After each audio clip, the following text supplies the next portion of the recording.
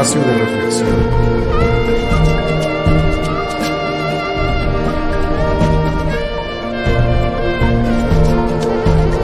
Un encuentro personal.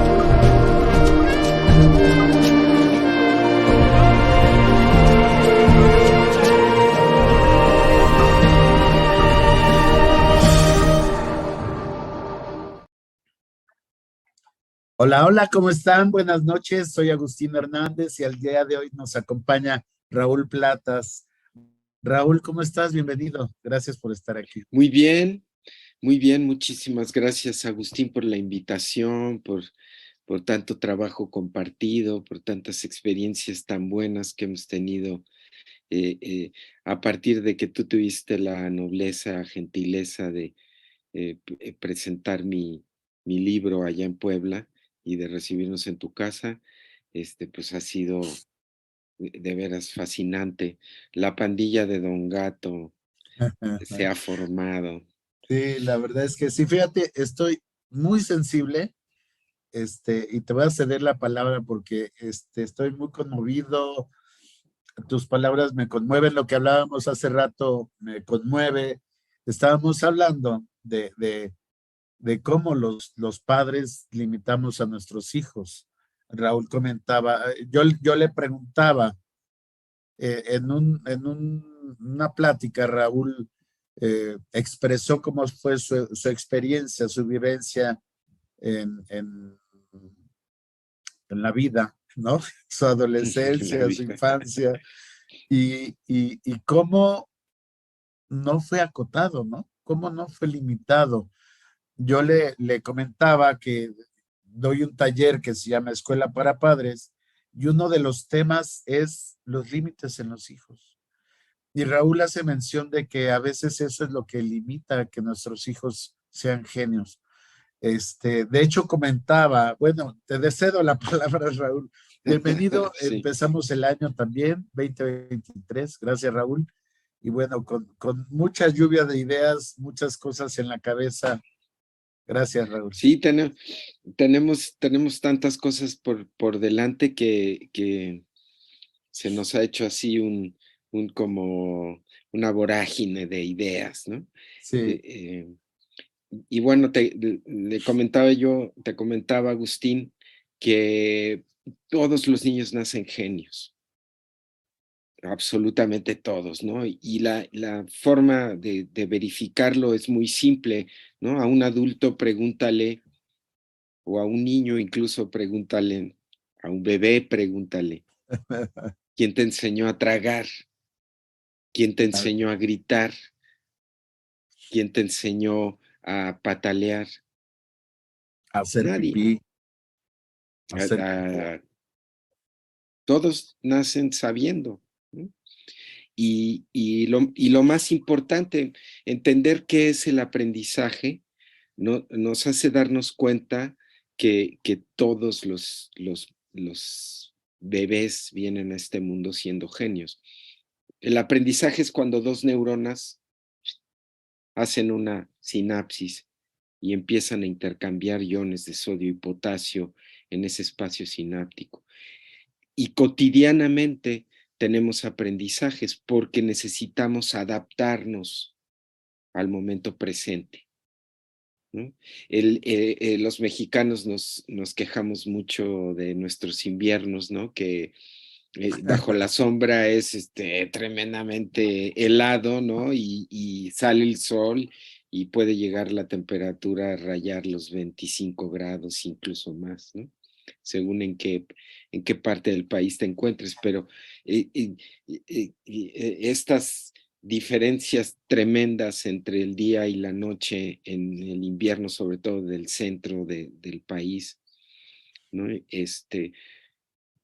Y justamente este cotidiano adaptarnos, ¿no? ¿Cómo amaneció el día? Hoy Hoy fresquito. Carola me estaba comentando que hoy es el día blue, le dicen, ¿no? Porque según los estudios que han hecho los grandes estudiosos de las estadísticas, ¿no? Este es el día en que la gente está más deprimida en lo general y en lo particular. Y yo digo, pues no, porque es un día después de haber recibido la segunda parte de tu aguinaldo, pues cómo vas a estar deprimido, ¿no? Pues sí, Me dice, no, es el segundo lunes del año que, de ahí es vendrá. justamente esta respuesta, ¿no? Seguramente los estudios se han hecho en el hemisferio norte, seguramente se han hecho en países desarrollados, en donde llegan a esa conclusión, pero eh, aún esa respuesta blue, ¿no? Es una respuesta adaptativa. Entonces, esa respuesta incluso dada en depresión, ¿no? Así entre comillas, esta palabra tan manoseada, ha producido aprendizaje, ha producido conexiones neuronales. Entonces hay que imaginar la cantidad de conexiones neuronales nuevas que tiene un bebé por hora. Sí, millones, millones, millones. Millones, miles de millones, quizá billones, trillones, Sí. simplemente para fijar su mirada en mamá y sonreírle después de haber mamado. Ya son novellones de conexiones neuronales que se han producido para que el bebé pueda llegar a hacer esto. Entonces, ¿qué es lo que sucede? ¿No? ¿Por qué no continúa esta genialidad? Bueno, porque nos han enseñado a poner límites. Ahora, en el vientre, yo entiendo que la mamá puede ser el límite del bebé, pero finalmente el límite, ¿cuál sería en ese caso? Pues es la vida de los padres mismos, Ujú, ¿no? Ya su primer límite en la vida para un feto es mamá y papá, incluso antes de la concepción, ujú. ¿no? En familias donde hay 3, 4, 5, 7, 9 hermanos, ¿no? Cada uno tiene una personalidad totalmente diferente. ¿Por qué? Bueno, pues porque mamá y papá han vivido cosas diferentes antes de la concepción de cada uno de sus hermanos y aún durante la concepción y la gestación van a tener vivencias que van a afectar directamente al, al, al embrión, al feto en formación. ¿Sí?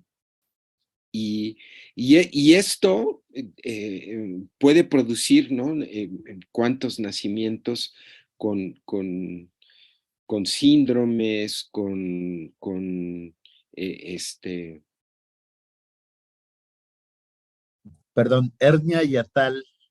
He tenido, fíjate, me estoy enterando que mamá nació con hernia yatal de nacimiento. Javi me acaba de decir, yo ni sabía, pero mi mamá sí lo sabía. Pues tendrá algo que ver con no digerir adecuadamente o algo, ¿no? Claro, y si se da durante la gestación o al nacimiento, tiene que ver con la experiencia de mamá. Sí o sí, no, no hay otra No hay cosa. otra. Y de papá, ¿no? Que bueno, claro, pero el primer filtro que tienes es mamá, Ujú. que además esto es bien interesante. El bebé responde con mucho más, digamos, atención y prontitud a la voz de papá. ¿Por qué? Porque la voz de papá la ha La escuchado oye afuera afuera. Ah, y la voz de mamá la ha escuchado adentro. ajá, sí. ¿No? Y además es increíble ver las reacciones de las personas cuando escuchan en grabaciones el latido del corazón de mamá,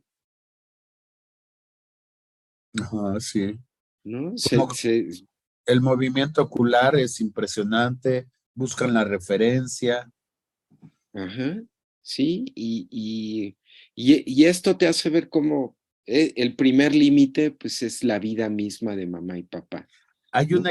un experimento de un trasplante de corazón en el que al bebé no lo tranquilizaban con nada hasta que llega con el señor que recibió el corazón de la mamá, lo abraza y se queda tranquilo. Fíjate qué hermoso, Sí, qué hermoso. Sí, lo calma los latidos de mamá, ¿no? sí, así es, ¿no? Y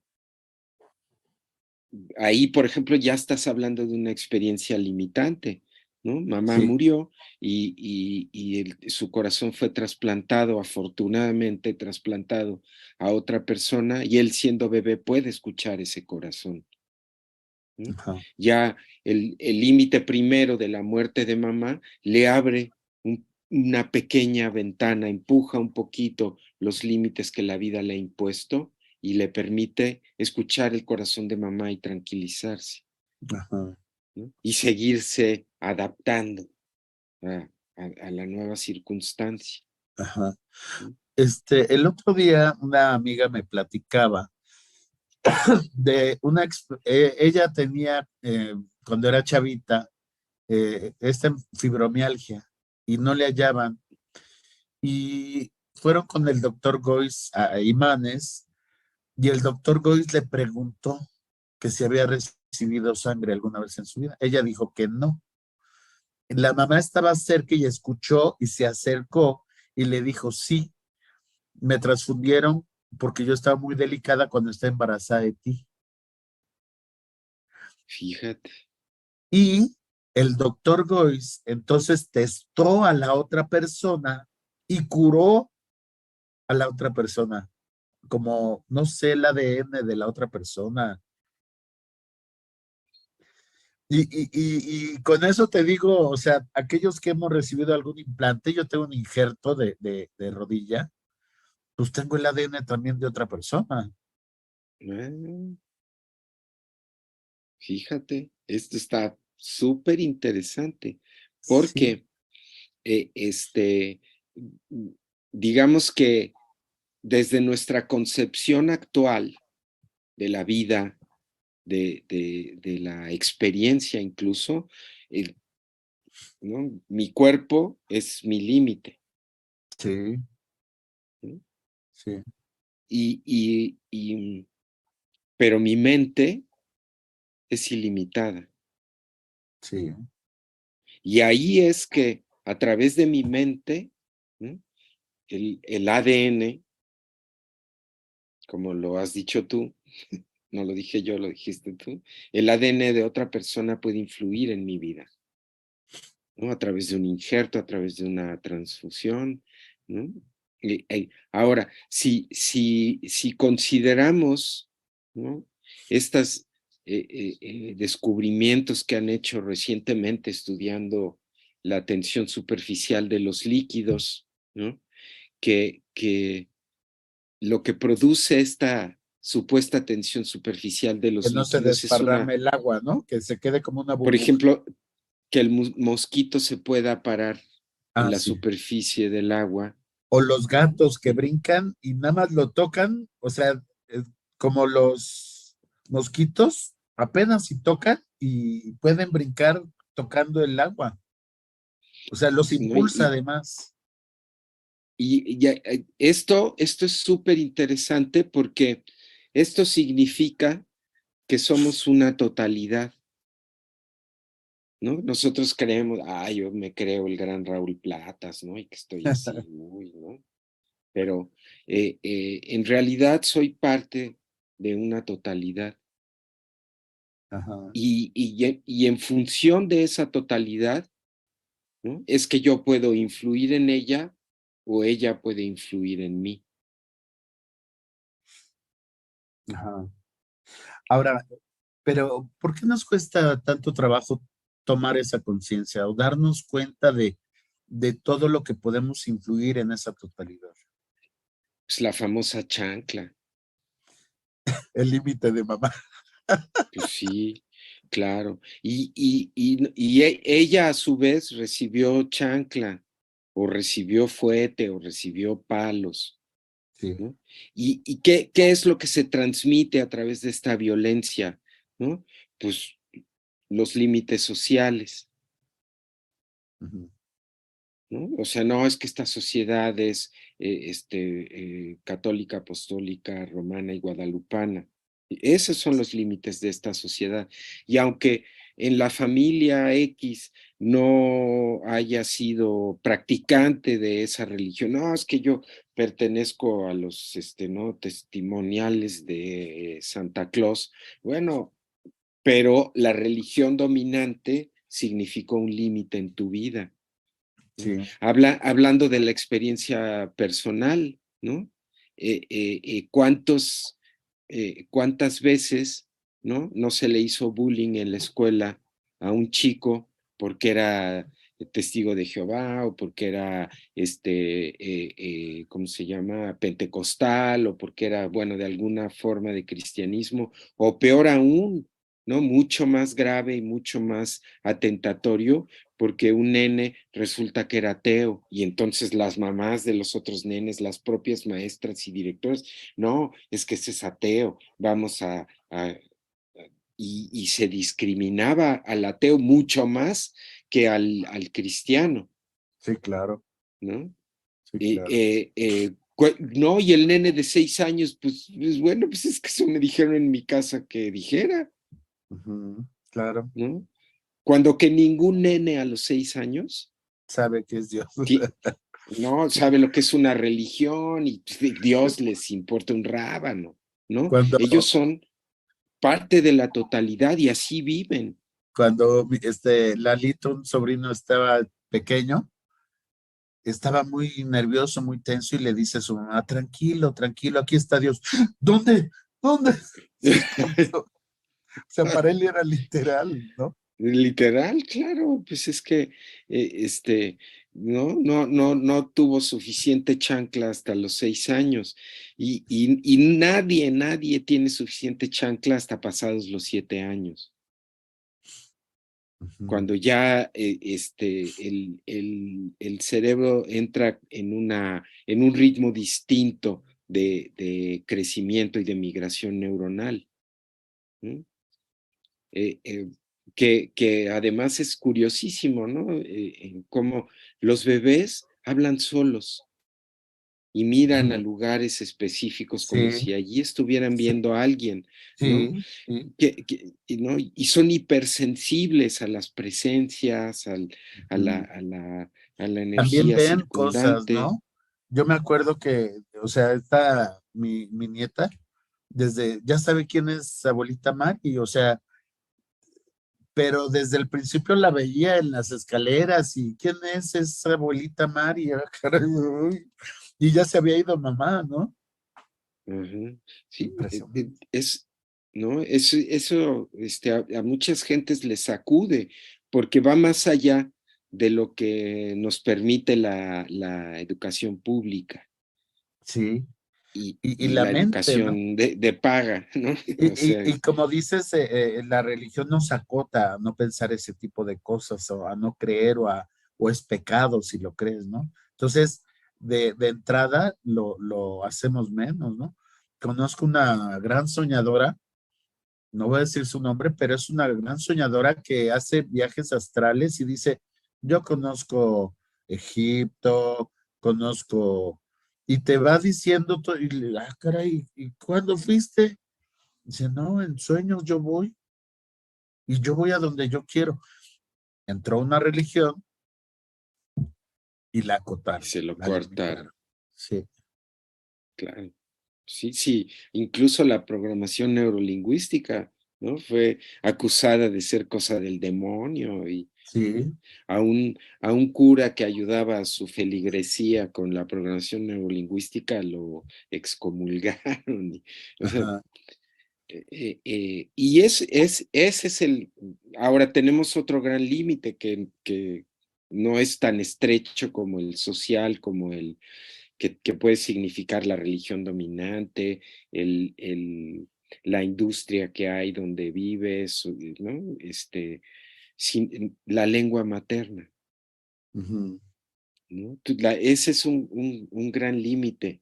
Y encima de que ya per se es un límite, eh, eh, nos, nos obligan a hablarla correctamente, Ajá, sí, ¿no? sí. Y ¿No? Y escribirla. ay de ti, ¿no? En los años 80, 90, incluso ya ha entrado este siglo, hasta hace muy poco, uy, ay de ti donde dijeras aiga, Sí, ¿no? Cuando que aiga es correcto, que ya no esté en uso, ¿no? es Que otra cosa. hayan, ¿no? Que hayan señalado a los usuarios de la lengua española como segunda lengua, ¿no? Como discriminatoriamente y porque usaban las formas antiguas de la lengua, ¿no? Y ya se volvió incorrecto porque, ¿no? De indios, de negros, no, no, perdónenme, es solamente un arcaicismo. El uso, por ejemplo, de los participios regulares de los verbos. ¿Cuántas veces corregimos a los niños? No se dice rompido, se dice roto, Rotado. ¿no? Cuando que la propia Academia de la Lengua lo dice claramente, el participio regular del verbo siempre es correcto. Que el uso y la costumbre nos haya llevado a usar el irregular, bueno, pues es problema de nuestra tendencia a ser irregulares, ¿no? Ajá, Eh, Ahora, esa lengua materna para los nacidos en México, ¿no? Tiene raíces de otras lenguas, sí. además del griego y el latín, ¿no? Sí, Tiene, náhuatl, y de todas las lenguas maya, que dieron zapoteca, origen a las lenguas romances, sí, tenemos todo ese universo de lenguas locales, otomí, seri, mije, son miles de lenguas que han zapoteco, influido el desarrollo del uso del español para los mexicanos, ¿no? Los que la tenemos como lengua materna, ¿no? sí, Porque no todos lo tienen, no todos los mexicanos lo tienen como lengua materna. Yo tengo primos nacidos en Estados Unidos, ¿no? Que su lengua materna es el inglés, ¿no? Y tuvieron como segunda lengua el español. Una de mis primas se hizo maestra bilingüe, ¿no? Y le empezaron a llegar niños mexicanos que hablaban zapoteco y el inglés como segunda lengua, ¿no? Entonces la discriminación de que fueron sí, objeto, los mandaron a la escuela bilingüe para que aprenda bien el inglés. Pero ¿cómo va a aprender el inglés si aquí lo que enseñamos es el español, ¿no? sí, Y para ellos como maestros bilingües inglés-español se volvió una dificultad tremenda porque el nene no habla bien inglés y el maestro ni idea del zapoteco, sí, ¿no? sí, sí, Y se vuelve un problema político, sí, claro, ¿no? claro, Y entonces estas comunidades bilingües zapoteco-inglés empiezan a ser políticamente relegadas. ¿Por qué? Pues porque no hay recursos para poner una escuela zapoteco-inglés y no hay maestros para satisfacer esa necesidad, ¿no? ujú, Pero la cosecha la levantan por $8 al día. sí, claro. Entonces, no, no, que no se vayan, que se queden Que aquí, hablen ¿no? zapoteco, que le hace, o Y que que uno lo hablen entienda. o que no hablen, pues a mí qué me importa, que Sí, recojan la cosecha, ¿no? sí, Y se vuelve un problema político, porque además son niños que nacieron allá, en sí, ujú, en el seno de una comunidad oaxaqueña que se formó allí de trabajadores, pero al nacer en Estados Unidos, pues ya son automáticamente gringuitos, sí, sí, ¿no? claro. Ahora, y eso mismo se vuelve un problema binacional, pero como a nadie le importa, ¿no? Ujú, ujú, Que de hecho, el propio español fue atacado virulentamente a partir de la Segunda Guerra Mundial, cuando la Comisión Camelot se propone entre sus objetivos extirpar el griego y latín y las etimologías grecolatinas de la currícula de los países latinos. ¿Por qué? Bueno, Claro. pues porque nos están secuestrando el conocimiento almacenado en nuestra lengua. Y Ujú. paradójicamente, en el año 2012 se publica la colección completa de Harry Potter en Estados Unidos en latín, Ajá. ¿no? Entonces, a ver, no, espérenme, ¿no? Ajá. Aquí nos están secuestrando el conocimiento, ¿no? Los tratados de Garibaldi, ¿no? Que tuvieran su parte sobre la mesa y su parte debajo de la mesa, ¿no? En donde Ajá. se prohíbe a los mexicanos la creatividad en la ciencia, en la La industria, industria. Ujú. ¿no? Y estamos obligados a migrar, ¿no? Y bueno, pues sí, los que tienen dinero, los que tienen oportunidades, ¿no? Se consiguen una beca y se van, pero no regresan. ¿Por qué no regresan? Pues porque aquí no pueden producir nada, porque está prohibido por los tratados de Garibaldi, que tienen ya desde 1924, ¿no? Para que el Obregón pudiera gobernar el país, los firmó. Sí. Oye, otra pregunta. PNL, programación neurolingüística, tiene las mismas iniciales que procesamiento no lineal. ¿Fue a propósito? Ajá. Sí, esta ocurrencia fue del doctor Grinder. Ajá. Ajá, y se dio cuenta que tenían las mismas siglas, solamente que le puso un guión entre la N y la L para diferenciarlos. Ajá. Y luego para poder registrar la diferencia, porque son dos niveles lógicos diferentes, al procesamiento no lineal lo llamó focus. Ajá. Y la diferencia radicalmente tiene que ver con la responsabilidad y de la parte inconsciente del funcionamiento mental para escoger los recursos en primera instancia. Y en un siguiente nivel lógico, incluso escoger las áreas donde se requieren los cambios. Mm. Que ya en ese sentido fue lo que me permitió trabajar con Luis Felipe Espinosa, la interfaz para hacer clínica con el metamodelo sobre el modelo diagnóstico del doctor Hammer, que parece ser que a muchos les ha molestado, particularmente en el mundo de la nueva medicina germánica, ¿Por qué? porque el doctor Hammer dejó la descripción de muchos casos.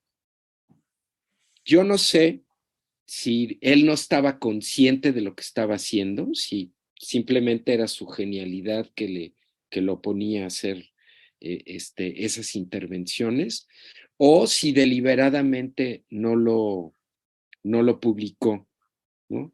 Pero muchos de los casos que describe recurre al inconsciente de la persona, recurre a metáforas vivas, eh, eh, recurre incluso a estados hipnóticos, ¿no?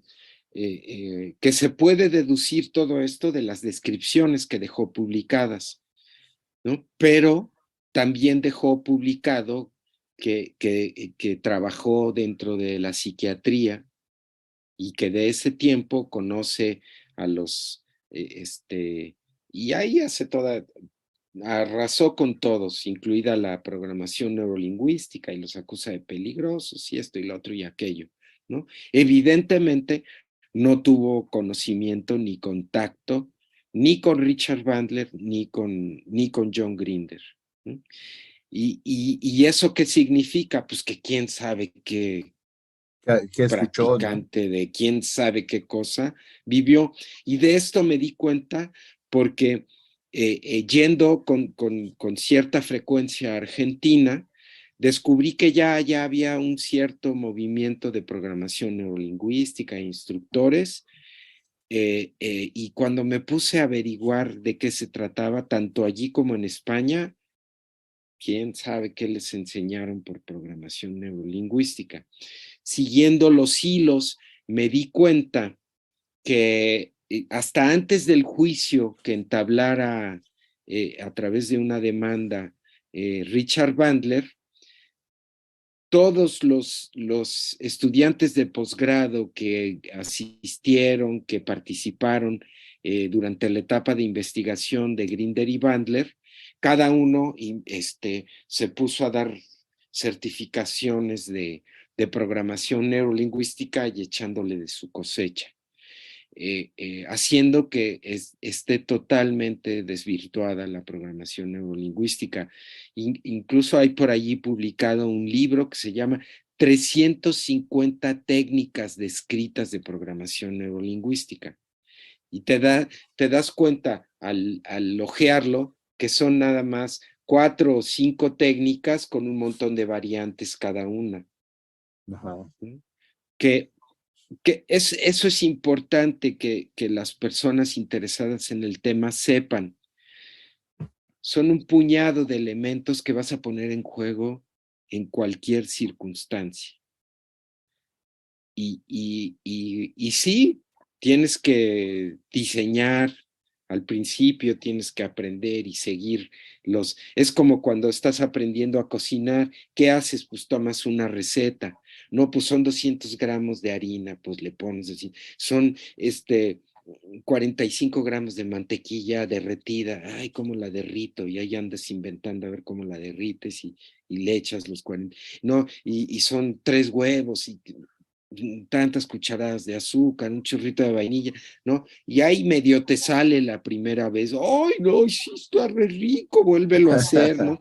No, ya la segunda vez que lo hacía cierta experiencia, ya incluso trataste de hacer otras recetas, entonces esta vez te va a salir mejor. ¿Por qué? Pues por la experiencia que ya tienes. La programación neurolingüística es igual. Agarras la receta y la aplicas tal cual. Ya aprendiste, ¿no?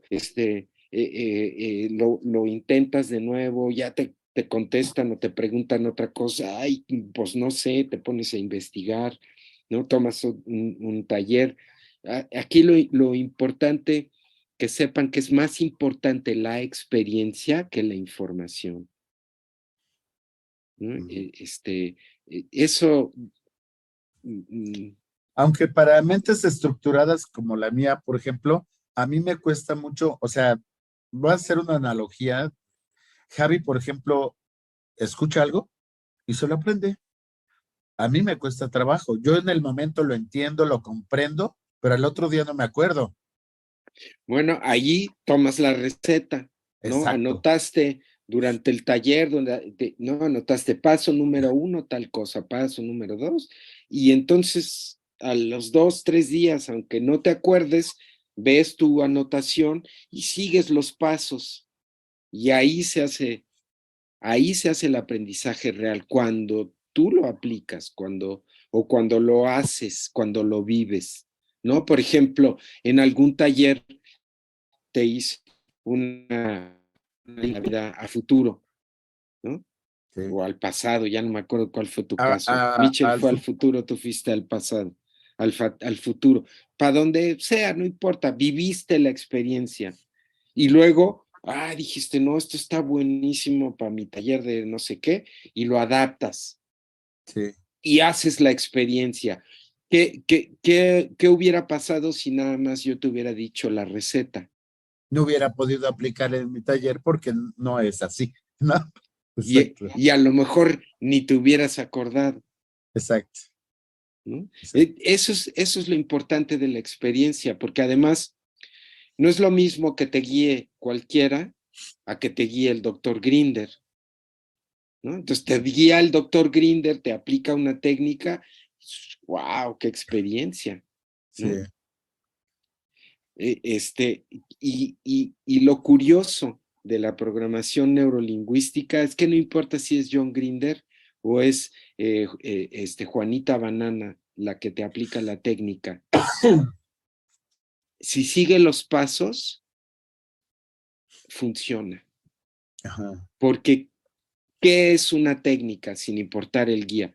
Un contexto de aprendizaje. Claro. ¿Quién va a aprender? ¿El que guía o el que es guiado? Los Pues el dos. que es guiado. Pero también Bueno, el que guía. claro, el que guía aprende de su propia experiencia como Claro. guía, Ajá. pero el contexto de aprendizaje está diseñado para el que va a ser guiado. Perdón, que para la interfaz, por ejemplo, ¿no? Te llegan los pacientes con diagnósticos de la alopatía o con síntomas, ¿no? Los que ya te conocen o los que ya, ya están hartos de ir al Seguro Social y ya no necesitan las incapacidades, ¿no? Van y te dicen, oye, tú estudiaste esto de las 5 leyes biológicas, ¿no? A ver, hazme un diagnóstico. ¿Qué síntoma traes? No, pues tal síntoma, ¿no? Lo que hagas ya va a ser personalizado. Claro, claro, ya con base en la persona, o sea, no hay otra. No hay de otra. Y la persona, si tú esperas que te responda que no, te va a responder que sí, dices, ¿y ahora qué hago, no? ¿Y ahora qué hago? Y ahí tienes... La resistencia claro que pueda poner, inconsciente me refiero. Además, fíjate, esto es bien interesante, uno de los problemas más grandes que tiene la medicina es para describir la intensidad del dolor y la característica del dolor. Ajá. ¿No? ¿Qué pasa si mi dolor no se ajusta a las tablas que tienen? ¿No? Ya valió o gorro. Mi percepción del dolor es distinta a la media que produjo las tablas. ¿No? Esto es lo interesante de hacer clínica con un metamodelo, que es como tu huella digital la intervención. No es el dolor de las tablas, ni el dolor del que te va a guiar, ni el dolor de Paquita, la del barrio, o el dolor de Shakira, que está de moda. Sí, cierto. No, es el dolor del paciente. Sí. Y en las intervenciones, bueno, aprovecho para hablar que vas a dar el diplomado de clínica, se me olvida el nombre, ahorita te digo. Clínica con 5 leyes biológicas. Exacto. Digo, clínica con procesamiento no lineal para diagnóstico con 5 leyes biológicas. Exacto, exacto. Este taller evidentemente enseña las técnicas o algunas técnicas que tú has aprendido y que compartes, digo, nos compartes porque yo ya lo viví. Y es difícil ir incorporando técnicas, es decir, tú comentas que empujaste los límites, ¿no? Es decir, es, un poco lo que hablábamos al principio, cómo nos acotan los límites, tú lo has hecho al revés, ¿no? Empujar hacia afuera, hacia otro lado.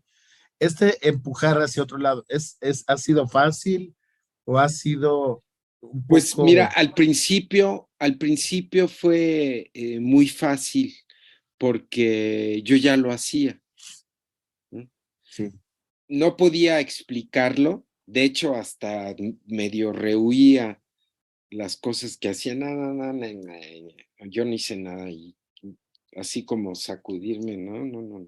Ajá. Porque no entendía lo que hacía, solamente se producían los fenómenos y yo los calificaba de fenómenos, ¿no? Y les buscaba una explicación científica ahí o cientificoide y ya, lo ponía en una cajita, en la petaquita, ¿no? Ajá. En donde guardo las penas y pesares que voy pasando. Donde tienes algunas Pero, canciones. pero ¿qué pasó cuando conozco al doctor Grinder? El doctor Grinder me da una explicación perfectamente comprensible de qué era lo que estaba haciendo y cómo lo estaba haciendo. Y él me fue al principio guiando. Ajá. Y cuando me asigna mi primer caso, así me dijo, mira, te voy a poner en una metáfora en qué punto estamos de nuestra investigación. Hemos llegado escalando a un lugar donde tenemos ante nosotros una pared de hielo que nunca antes ha sido vista ni tocada por el ser humano. Tú vas a ir escalando y poniendo la ruta y yo te voy a ir asegurando abajo. Y ahí fue cuando me entrega el procesamiento no lineal, ya sin el nombre Focus, que es un registro de él, y me dice, ya empujaste los límites de esto, ándele, como dice él, ándele. Ándele. Y ahí fue que empecé a generar Andar. mi propio conocimiento, andar, exactamente. Y sí, he descubierto cosas que no existían, que no existen en el corpus de técnicas de la programación neurolingüística ni del focus. Y sobre todo he hecho muchos diseños sobre las técnicas ya conocidas y sobre estas mismas que yo generé. He hecho nuevos diseños ya específicamente para empujar los límites tanto de la programación neurolingüística, el código nuevo y el procesamiento no lineal. De ahí la concepción de la mente como infinita y autocontenida. Oye, entiendo que la metáfora es parte de esta expansión, de este crecimiento de los límites. Uh-huh. En tu libro ya expresas muchas metáforas, sin embargo, eh, digo, cuando yo leí el libro, yo acabé conmovido y había capítulos que no sé qué pasaba, sinceramente. O sea, como tú dices, yo sentía cosas y no sabía por qué, ¿no? Y al final sí hay un cambio, o sea, estaba más alegre, me sentía contento, o sea, sí hay un cambio, ¿no? Definitivamente. Sin embargo, las metáforas las has llevado a un plano en donde se están aplicando a las 5 leyes biológicas. Bueno, mucho más allá incluso de las 5 leyes biológicas, ¿no? Porque se les ha prescrito a personas que no tienen ningún conocimiento ni sobre las leyes biológicas, ni sobre la programación neurolingüística, ni sobre el procesamiento no lineal. Por ejemplo, leérselo a un nene de 2 años, que se quede dormido y tú continúes la lectura en voz alta, y cuando despierte ya no tiene fiebre, ya no tiene molestias, ya está de buen humor, ya está contento, ya está sano, ¿no? Entonces, esto habla de cuán lejos he podido empujar los límites, al menos de las metáforas, con programación neurolingüística, ¿no? Aquí es importante entender que la estructura que se le dio a través de la programación neurolingüística a las metáforas ha permitido una comunicación directa con el inconsciente de las personas, y que aumentándole los desafíos lógicos y los desafíos lingüísticos, adquirieron un nivel meta, metáforas, y que al embeber en la estructura del lenguaje y la estructura narrativa funciones y algoritmos, tenemos un segundo nivel meta. Por eso es que al principio decía yo metáforas. Ajá. Ya no lo digo porque es muy aburrido escuchar tantas metas, ¿no?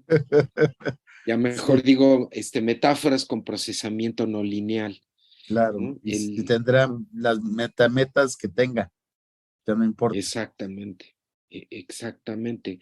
Y, los resultados que han obtenido médicos con especialidades, con doctorados, con títulos y retítulos, han sido de veras extraordinarias. Yo estoy asombrado. Yo siempre digo, no, pues son ellos, ¿no? Porque ellos le aumentan todos los títulos a la prescripción. ¿No? Y sí, la verdad es que desde la primera metáfora que escribí, parezco tartamudo, ¿no? Desde la primera que escribí, produjo resultados asombrosos en quien la utilizó y en quien la recibió como un obsequio de su padre, que fueron estos queridísimos amigos para quien la dediqué, ¿no? Francisco y Octavio Chávez, ¿no? Octavio a lo mejor ni supo que fui yo, ¿no? Porque tenía 8 o 9 años cuando fue expuesto a la lectura en voz alta de la metáfora y su vida cambió para bien, pues casi que radicalmente debería de decir yo, ¿no? Ajá. Y así ha ocurrido con otras personas, ¿no?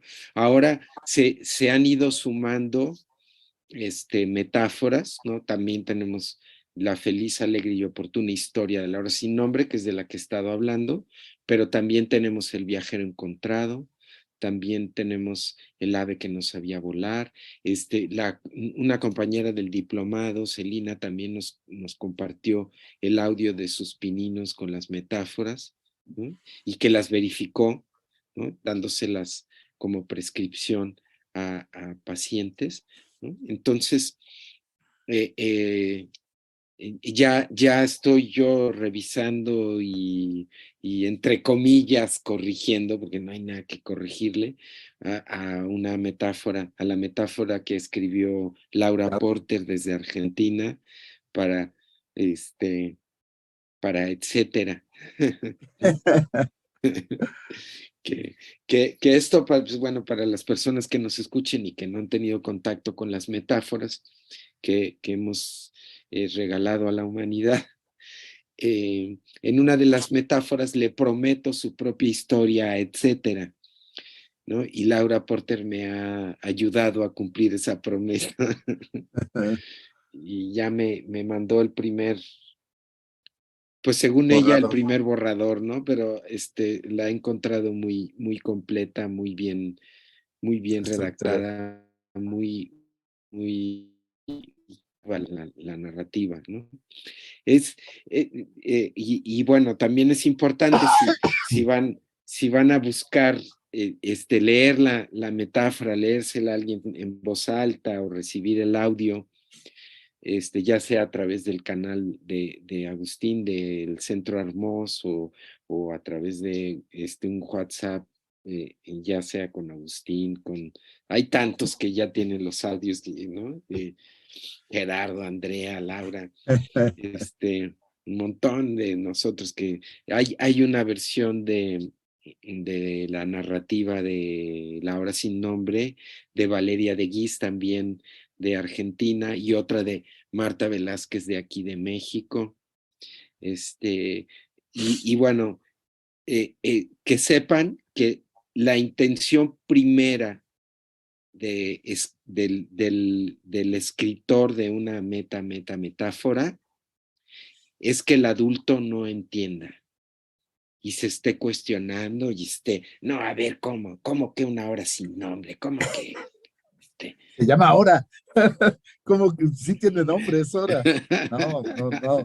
¿No? Y esté allí la mente consciente batallando, tratando de encontrarle lógica y y preguntándose, ¿esa palabra existirá? ¿Esa palabra será correcta? ¿No? Y Estará bien mientras la mente, escrita, ¿no? exacto, También, también. sí, también. Y mientras la mente consciente está batallando con la lógica y la lingüística de la narrativa, la mente inconsciente está tomando las funciones, los algoritmos y los recursos de de la propia metáfora, ¿no? Okay.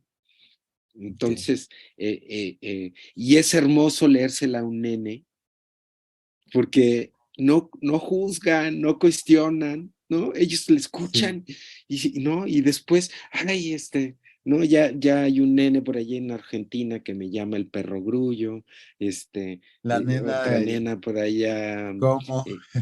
eh, ¿no? Eh, bueno, también está esa metáfora de cómo y cómo, Ajá, ¿no? sí. ¿No? Entonces, por eso yo los invito a compartirla con un niño siempre en la prescripción, porque se van a dar cuenta, el niño no juzga, el niño recibe los beneficios y hace manifiestas los cambios, ¿no? Y si un adulto quisiera tener esos cambios o manifestarlos, podría escucharlos sin prejuicio. Ha habido un montón de adultos que han, eh, este, el caso que nos compartió la doctora Marta de cáncer en la base de La la boca. boca, ¿no? Que en 3 semanas Paula. remitió Ah, sí, totalmente. sí, sí, sí, sí, sí, sí, sí. Sí, ya me acordé, ya me acordé. Sí, este, el que nos compartió y que me pidió apoyo, Ana Paula, ¿no? sí. Del cáncer, en este caso fue la encía superior, ¿no? Un tremendo tumor y que ha cambiado radicalmente la metáfora de la vida de esta persona, ¿no? La propia doctora Andrea Repeto, ¿no? Cuando en plena pandemia, por la facilidad de tener la licencia médica, fue a rescatar a sus ahijadas, se las lleva a su casa, ¿no? Con síntomas ya acusadas todos los niños del mundo de ser bombas biológicas, ¿no? Se las lleva a su casa, les lee la metáfora y remiten todos los Síntomas. síntomas, ¿no? Después de una siesta. Y eso es, el trabajo de la doctora Andrea ha sido muy importante en el desarrollo de las metáforas porque ella fue la que hizo el boom de la metáfora, ¿no? La empezó a recetar a todos sus pacientes y afortunadamente ella sí ha documentado varios de los casos, ¿no? También la doctora Marta también la ha aplicado, ella es oncopediatra, entonces la ha aplicado en casos de leucemia, obteniendo resultados impresionantes, ¿no? Entonces, de que funciona, funciona. Ahora, volvemos al asunto, Es ¿no? como la huella digital. Depende de cada quien, de la relación subjetiva que establece con la prescripción y con la escucha o con la lectura de la metáfora. Ok, ok. Ahora, próximamente darás este diplomado, este fin de semana. Son 5 módulos. Eh, Ajá. ¿Podrías hacer quisieras como un resumen de lo que trata este diplomado?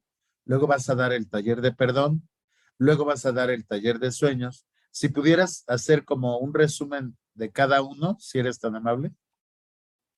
Sí, el diplomado, hacemos una introducción y un estudio, digamos, muy básico, prácticamente introductorio de las 5 leyes biológicas descubiertas por el doctor Hammer. Luego hacemos un breve repaso de la historia y de la PNL clásica. Luego abordamos el código nuevo y finalmente abordamos el procesamiento no lineal, que incluye un breve capítulo de metáforas, ¿no? Que es este último tema que hemos estado que hemos estado hablando. Y la intención del diplomado es que aquellos que ya tienen alguna información o formación en 5 leyes biológicas se interesen por hacer la clínica con las herramientas de procesamiento no lineal. Y aquellos que tienen alguna formación en programación neurolingüística reciban estos dos, tanto el metamodelo del procesamiento no lineal como tengan un acercamiento a las leyes biológicas. ¿Por qué esto? Bueno, porque el diagnóstico con leyes biológicas ha hecho, los descubrimientos del doctor Hammer han hecho un mapa muy detallado de todo lo que él llamó el inconsciente biológico. Ujú. Y entonces pues hace muy lógico el hacer la clínica con la programación neurolingüística, el código nuevo y el procesamiento no lineal. Ahora, el taller del perdón es al principio conocer un poco el concepto de perdón y la diferencia entre pedir perdón y Y otorgar perdonar. un perdón O y perdonar. perdonar. También hay una diferencia entre otorgar un perdón y perdonar. ¿Qué se la puedo decir aquí rápidamente para que se vayan entusiasmando? Uno perdona a la persona en presencia, ¿no? Y uno la abraza y sí, está bien, te perdono, ya lloramos juntos un rato, y ay, no lo vuelvo a hacer y todo. Ese es el perdón. Ahora, otorgar un perdón es a la relación subjetiva que establecimos con los hechos que me hicieron daño, con las acciones de los otros que me hicieron daño. Ajá. Esta técnica la desarrolló el doctor Grinder y la desarrolló originalmente para trabajar específicamente con personas con cáncer, porque descubrió que en muchísimas formas de cáncer hay un rencor detrás del disparo de estas respuestas biológicas, ¿no? Él tampoco tuvo conocimiento del modelo del doctor Hammer, pero ni necesidad tuvo, porque es un gran estudioso de la mente humana, tanto la parte consciente como la parte inconsciente, ¿no? Y entonces eso le permitió conocer sin hacer explícito y sin detallar todo el inconsciente biológico. Y bueno, el taller de sueños, en el taller de sueños vamos a trabajar específicamente con el sueño de movimientos oculares rápidos. En todo el procesamiento no lineal tenemos dos modelos del funcionamiento de la mente humana, del cerebro humano también. Por un lado, el procesamiento del momento presente y por otro lado, el sueño de movimientos oculares rápidos, ¿no? Donde vamos a tener una activación total del cerebro y va a permitir expandir la mente hasta esos límites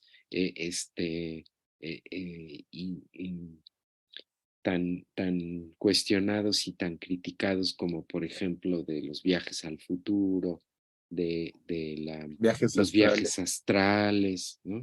En donde, ¿qué es lo que permite esta gran activación que tiene el cerebro durante el sueño de movimientos oculares rápidos? Pues novellones de comunicaciones entre neuronas por fracción de segundo, pues hacen ilimitada la mente humana. Y Oye, entonces esto lo estudiamos en la trilogía de sueños. es un poco, implica un poco autoconocimiento. Sí, claro, por supuesto. Todo sueño que podemos recordar nos representa a nosotros mismos y Es igual. embebido en un código exclusivo de la persona viene Ujú. información para la parte consciente de su propio procesamiento mental. Ok. Sí, son ámbitos muy interesantes de estudiar. No se requiere nada más que interés para Muchas participar. personas me dicen, ¿y qué necesito ser psicólogo? Necesito ser para No, no, querer ser mejor persona. querer ser mejor persona, nada más, tener mejores, poder disfrutar de manera más sencilla la vida. Ok, ok, pues te agradezco mucho, Raúl. Ha sido un programa muy, muy rico con varios tópicos, pero que de pronto se antoja tocar diferentes temas y se antoja con tu conocimiento, los hilas padrísimo además, ¿no? Te agradezco Bueno, mucho. gracias. No, gracias a ti por la invitación y nos vemos pronto. Claro que sí. Muchas gracias. Recuerden que Centro Armós, un encuentro personal. Muchas gracias.